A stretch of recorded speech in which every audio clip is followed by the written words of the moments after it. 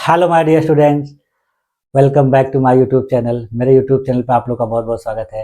Dear student, आज की इस क्लास में मैं आप लोगों को बीएड और डीएलएड से संबंधित शिक्षण का अध्ययन करा रहा हूँ। और शिक्षण में हम लोगों ने अभी जो पिछली क्लास में पहली क्लास में पढ़ा था, शिक्षण की बेसिक अवधारणाओं को, मूलभूत बातों को देखा था और उसको अध्ययन किया था। और मैंने आप लोगों को उन सारी चीज़ों को बेहतर तरीके से समझाने का भी प्रयास किया था। ठीक है, तो आज की क्लास में हम लोगों को इसी शिक्षण के अंतर्गत ब्लूम की टेक्सोनॉमी का अध्ययन करना है। ब्लूम की टेक्सोनॉमी देखिए बहुत ही इंपॉर्टेंट मानी जाती है और ये टेक्सोनॉमी जो है बीएस ब्लूम नामक विद्वान के द्वारा दी गई थी, जिसका उपयोग जो है शिक्षण उद्देश्यों के लिए बहुत ही जरूरी होता है। यानी टीचिंग के जो ऑब्जेक्टिव होते हैं, उन ऑब्जेक्टिव को किस तरीके से फुलफिल किया जाना चाहिए और वो ऑब्जेक्टिव कौन कौन से होते हैं, वो इस विद्वान के द्वारा बताया गया था। इन्होंने देखिए कुछ और अपने अन्य साथियों के साथ मिलकर इसके देखिए कुछ प्रकार बताए हैं और उन प्रकारों को हम लोगों को आज की क्लास में देखना है, अध्ययन करना है। और उन्हीं प्रकारों के आधार पर देखिए आपको अपने टीचिंग को बेहतर तरीके से प्रशिक्षण में उपयोग करना है और उसको अपने जब भविष्य में आप टीचर बनेंगे तो भी प्रयोग करना है। तो आप लोग जो लेसन प्लान बनाएंगे या माइक्रो टीचिंग का लेसन प्लान बनाना हो, चाहे मेगा टीचिंग का बनाना हो, उसमें ब्लूम की टेक्सोनॉमी का भी यूज होगा। तो ब्लूम की टेक्सोनॉमी देखिए काफ़ी इंपॉर्टेंट है और इससे संबंधित देखिए आपके एग्जाम में डिस्क्रिप्टिव क्वेश्चन भी पूछे जाते हैं। इससे संबंधित देखिए यूजीसी नेट के एग्जाम में भी क्वेश्चन पूछे जाते हैं। तो चलिए इन ब्लूम महोदय की जो टेक्सोनॉमी है उसके बारे में अध्ययन किया जाए और देखा जाए कि इन्होंने अपनी इस टेक्सोनॉमी में ये क्या बातें बताई हैं, इन्होंने क्या चीज़ों के बारे में हम लोगों को बताया है और इनका क्या योगदान है। ठीक है, तो इन सारी चीज़ों को आज की क्लास में हम लोग देखते हैं। तो चलिए क्लास को शुरू किया जाए। हाँ देखिए, हम लोग क्या अध्ययन कर रहे हैं, टीचिंग यानी शिक्षण अध्यापन के बारे में अध्ययन कर रहे हैं। टीचिंग जो है बीएड के स्टूडेंट के लिए और डीएलएड के स्टूडेंट के लिए एक महत्वपूर्ण टॉपिक है जो उनको बहुत अच्छे तरीके से करना होता है, क्योंकि किसी भी टीचर ट्रेनिंग जो कोर्स होता है, शिक्षक प्रशिक्षण का कोर्स होता है, उसका सबसे महत्वपूर्ण चीज़ यह टीचिंग में होती है। क्योंकि अगर आपको अच्छे तरीके से टीचिंग नहीं आएगी, टीचिंग सही तरीके से नहीं सिखाई जाएगी, तो आपका वो कोर्स करना उतना कारगर नहीं होगा। क्योंकि आप जो भी टीचर का कोर्स कर रहे हैं, चाहे बीएड कर रहे हो चाहे डीएलएड कर रहे हो, उसमें देखिए आपको प्रत्यक्ष रूप से क्लास में अच्छे तरीके से पढ़ाना आना चाहिए, यही सबसे ज़्यादा इम्पॉर्टेंट होता है। तो इसके लिए आपको बहुत सारी चीज़ों को तैयार करना होता है, बहुत सारी स्किल्स सीखना पड़ता है, लेसन प्लान बनाने होते हैं, उसकी प्रैक्टिस करनी होती है, तो इंटर्नशिप करना होता है, सारी चीज़ें ज़रूरी होती है और उन सारी चीज़ों को अच्छी तरीके से करना होता है।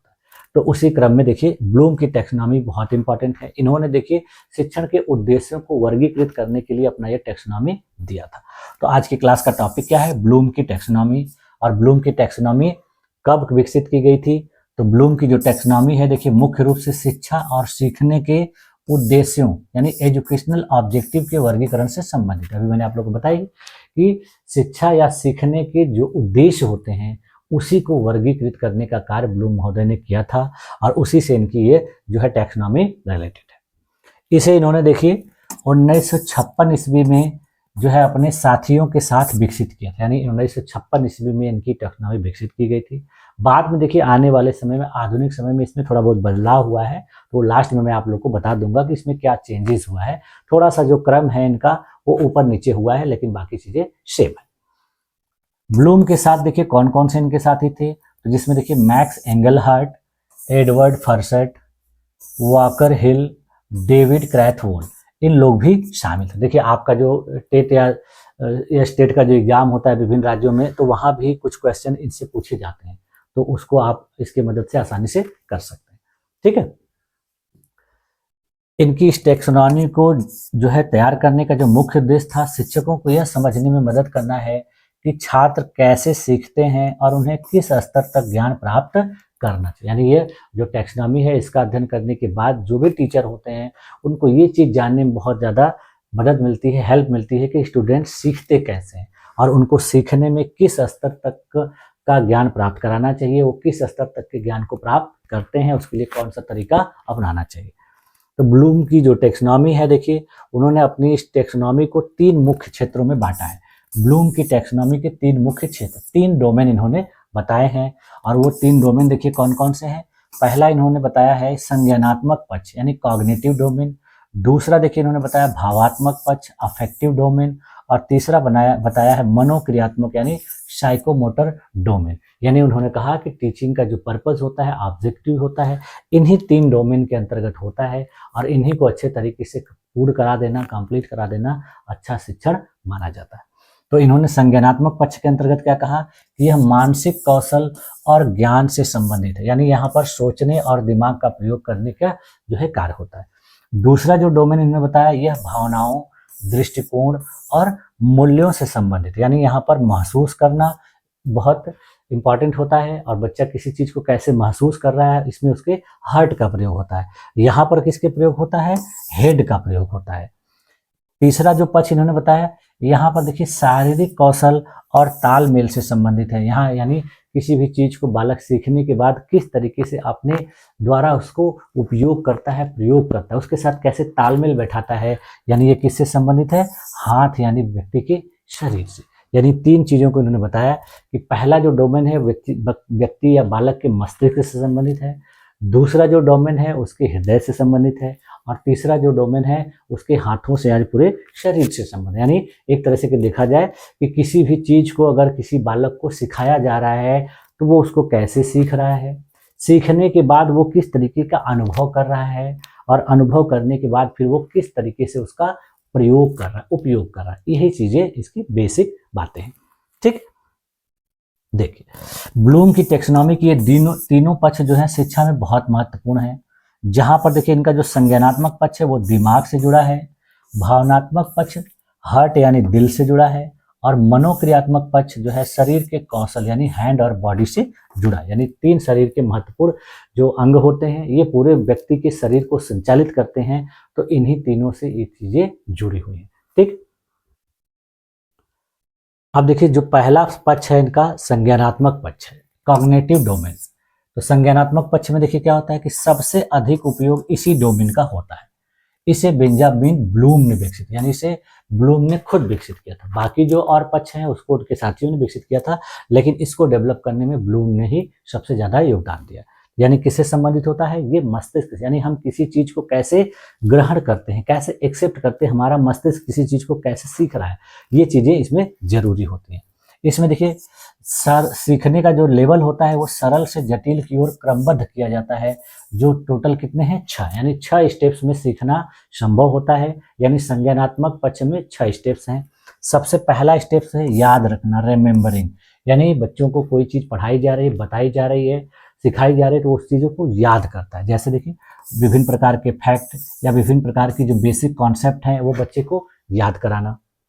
दूसरा स्टेप इसमें आता है समझना, यानी बच्चा जब उस चीज को याद कर लेता है तब उसको क्या करता है कि विचारों और जानकारी की व्याख्या करता है, यानी अब उसको समझता है। तीसरा काम क्या करता है, लागू करना, अप्लाई करना, यानी प्राप्त ज्ञान का नई स्थिति में उपयोग करना, यानी बालक को जो कुछ भी सिखाया गया, बताया गया, अब वो उसका क्या है उपयोग करेगा। चौथा स्टेप क्या होता है, विश्लेषण करना, एनालिसिस करना, यानी जानकारी को वो क्या करेगा अलग अलग हिस्सों में तोड़ेगा और उनके संबंधों को समझेगा। यानी बालक को अगर कोई चीज बता दी गई, समझा दी गई, तो उसको क्या करेगा अलग अलग पार्ट में अलग अलग करके समझेगा और फिर उनको जोड़ के देखेगा कि उनका जो संयुक्त रूप से कंक्लूजन वही आ रहा है कि नहीं।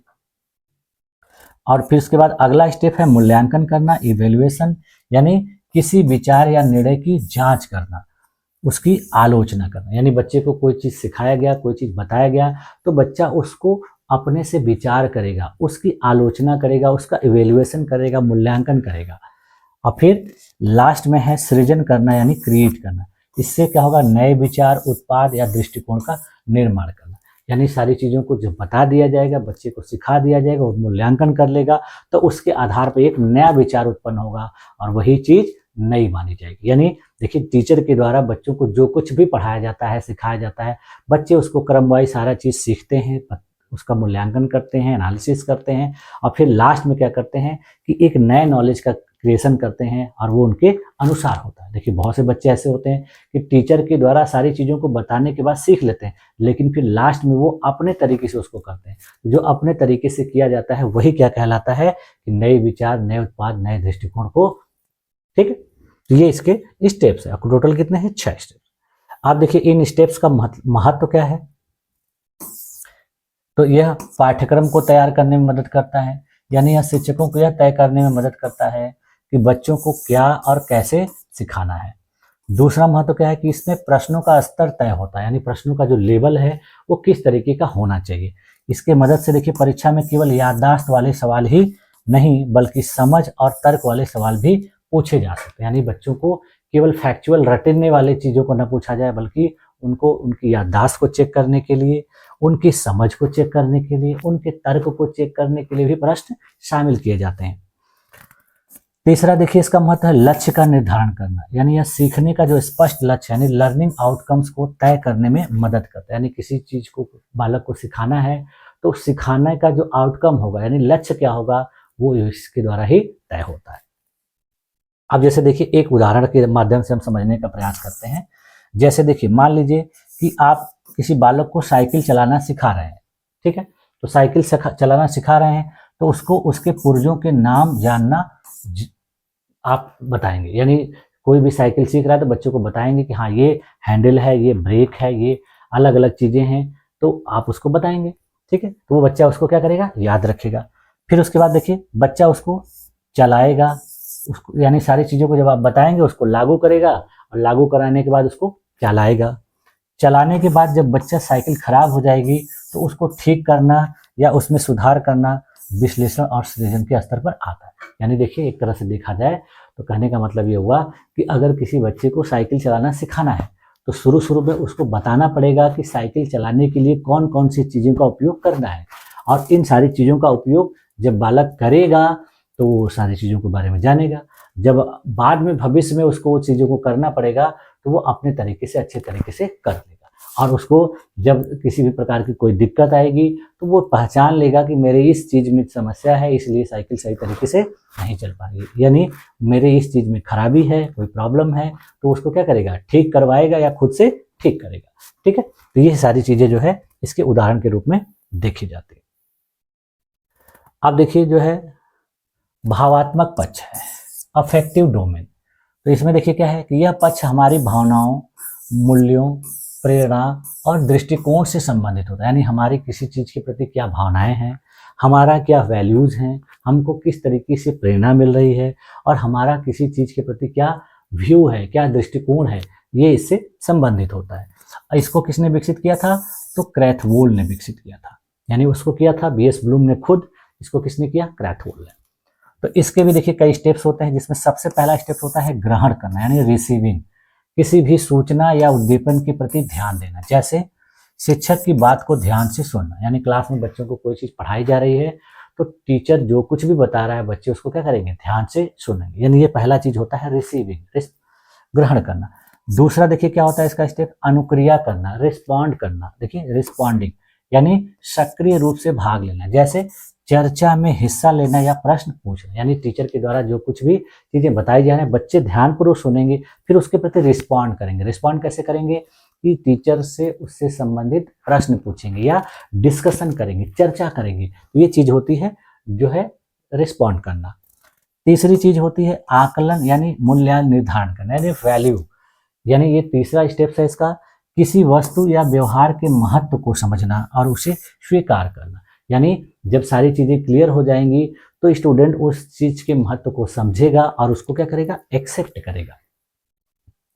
फिर उसके बाद क्या करेगा, वो ऑर्गेनाइज करेगा, यानी अलग अलग मूल्यों को व्यवस्थित करेगा और उनके बीच प्राथमिकता तय करेगा। यानी टीचर के द्वारा जो चीजें बता दी जाएंगी अब उसको क्या करेगा, एक्सेप्ट करेगा और फिर उनको अरेंज करेगा कि ऑर्डर के रूप में कि हाँ किस चीज को मुझे पहले जानना है, किस चीज को उसके बाद में जानना है, और किस चीज को कैसे हमको उपयोग करना है। यानी इन सारी चीजों को अच्छे तरीके से ऑर्गेनाइज कर लेगा और फिर उसी के बाद फिर लास्ट में क्या करेगा, उसको अपने कैरेक्टर में उतार लेगा, यानी उसको अपने स्वभाव का हिस्सा बना लेगा। यानी अब वो अपने जीवन में उसका प्रयोग करने लगेगा। जैसे देखिए मूल्यों को अपने स्वभाव का हिस्सा बना लेगा, यानी ईमानदारी को अपने जीवन का अस्थायी गुण बना लेगा। यानी मान लीजिए किसी टीचर के द्वारा क्लास में बच्चों को ईमानदारी के बारे में बताया जा रहा है, तो ईमानदारी से संबंधित जितनी भी चीजें बच्चे को बताई जाएगी उसको उदाहरण के माध्यम से समझाया जाएगा, और लास्ट में बच्चा उस चीज को क्या करेगा, अच्छे तरीके से सीख जाएगा और फिर अपने जीवन में उसको कैरेक्टराइज कर लेगा, यानी वो उसके चरित्र का हिस्सा बन जाएगी। ठीक, तो ये चीजें जो है भावनात्मक पक्ष में की जाती है। ठीक है। यानी किसी चीज को बच्चे को सिखाना, तो सीखने के बाद बच्चा उसको क्या करे, अपने चरित्र में उतार ले, यानी वो चीज उसके अंदर झलकने लगे। टीचर के द्वारा जो कुछ भी पढ़ाई गई हो, अगर बच्चा हो बहु उसी तरीके से उस चीज को कर ले रहा है, तो कहा जाएगा कि वो भावनात्मक पक्ष जो है बेहतर तरीके से उसका मजबूत हो गया।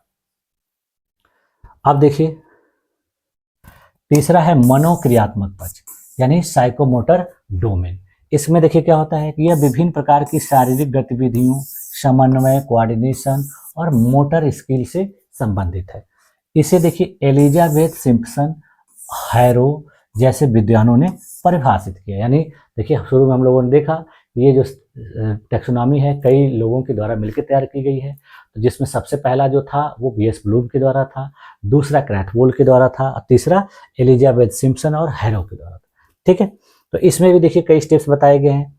सबसे पहले इसमें देखिए क्या बताया गया, प्रत्यक्षीकरण यानी परसेप्शन। इसमें क्या होता है कि इंद्रियों के माध्यम से यह समझना कि क्या करना है, जैसे किसी को गिटार बजाते हुए देखना, यानी हमारी जो ज्ञानेंद्रियां हैं उसके माध्यम से किसी चीज को देखना और देखने के बाद यह डिसाइड करना कि उसे क्या करना। जैसे मान लीजिए कोई गिटार बजा रहा है, तो गिटार बजाते हुए व्यक्ति को बालक या कोई भी स्टूडेंट देखेगा, देख के क्या करेगा, वो परसेप्ट करेगा, समझेगा कि उसको कैसे किसी चीज को करना है।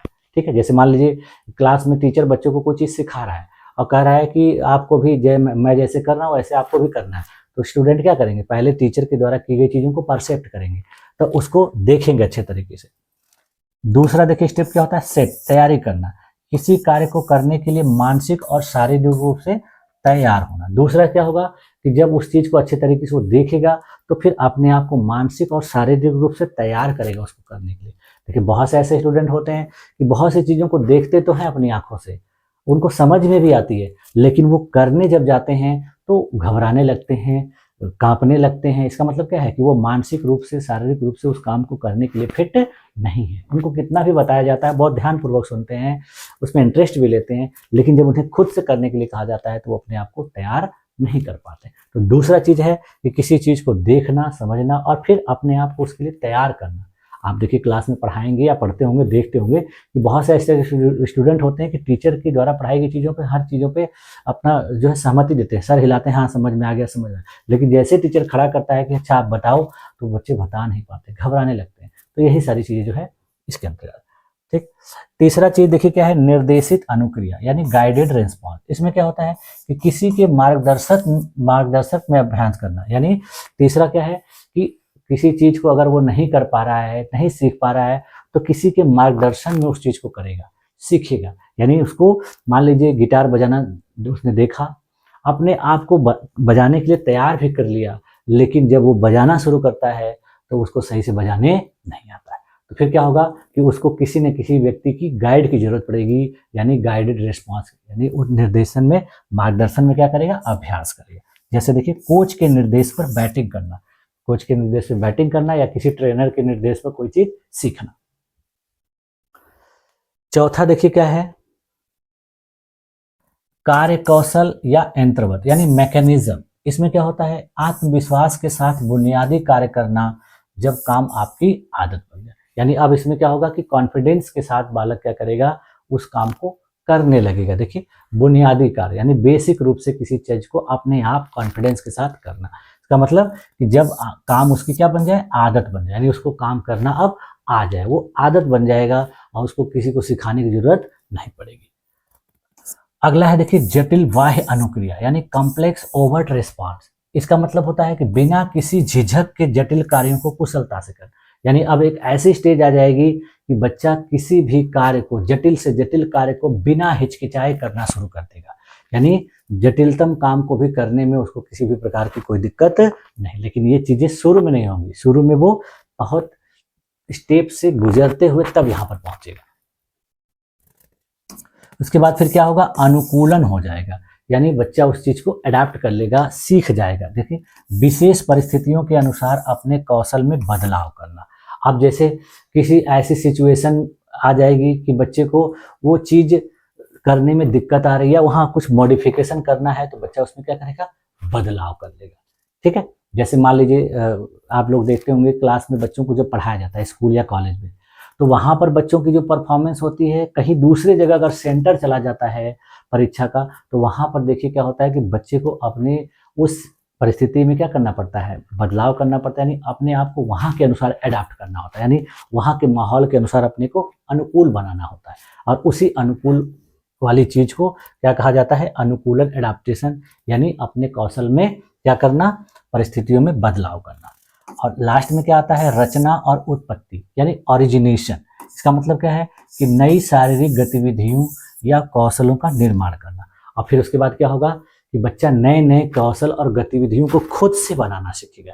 यानी अब उसको जैसे मान लीजिए कोई टीचर के द्वारा बच्चे को कोई सवाल कराना सिखाया गया, तो शुरू से उसको सारे स्टेप्स बाय स्टेप सारी चीज़ें टीचर के द्वारा सिखाई गई। अगर कहीं दिक्कत आई तो टीचर के द्वारा बताया गया। जब बच्चा उस चीज़ को सीख जाएगा तो उस सवाल को चाहे उसे घर में करना हो, चाहे क्लास में करना हो, चाहे परीक्षा में करना हो, वो हर जगह उसको अपने अनुसार कर लेगा, ढाल लेगा। और लास्ट में क्या आएगा कि जब उस बच्चे को किसी दूसरे स्टूडेंट को या अपने दोस्त को ही वही चीज़ सिखानी हो, तो वो क्या करेगा, अच्छे तरीके से उसको अपने तरीके से बताकर उसमें कुछ और चीज़ें ऐड करके सिखा लेगा। तो यही जो होता है कि नई चीज़ों को नए तरीकों से डेवलप करके और उसको फिर करना। ठीक, देखिए डांस का नया स्टेप बनाना, यानी किसी को डांस सिखाया गया तो डांस शुरू में उसके ट्रेनर के द्वारा सिखाया गया होगा, तो वो उसी स्टेप्स के बार बार प्रैक्टिस करता होगा और उसको अच्छे तरीके से जब सीख जाएगा, तो जब उस पर उसको कॉन्फिडेंस आ जाएगा कि हाँ ये चीज़ मुझे अब आ गई, तो वो क्या करेगा, अपने तरीके से नया चीज़ सीखने का प्रयास करेगा। यही चीज़ जो है इस तीसरे वाले जो है डोमेन में आती है।